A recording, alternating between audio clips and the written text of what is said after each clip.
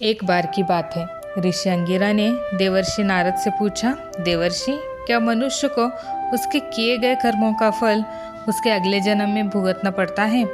ऋषि अंगिरा की यह बात सुनकर देवर्षि नारद ने कहा, आइए मैं आपको इसका एक उत्तम उदाहरण दिखाता हूँ। वे रास्ते से चलने लगे। उनकी नज़र एक मिठाई की दुकान पर पड़ी।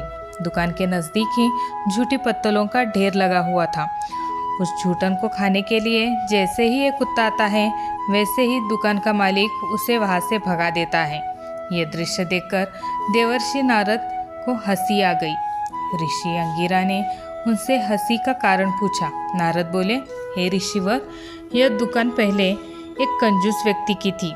अपनी ज़िंदगी में उसने बहुत धन इकट्ठा किया, न कभी किसी की मदद की और ना ही कभी किसी दीन या ज़रूरतमंद की सेवा की।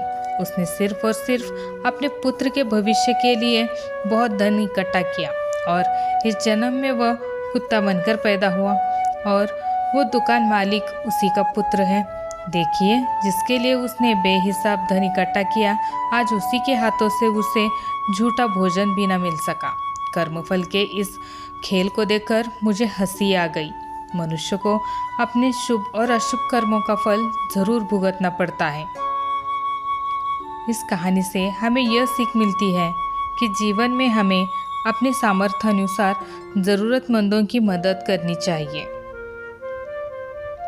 अगर आप ऐसी ही और कहानियाँ देखना चाहते हैं तो किड्स वंडर वर्ल्ड को लाइक, शेयर और सब्सक्राइब करें। धन्यवाद।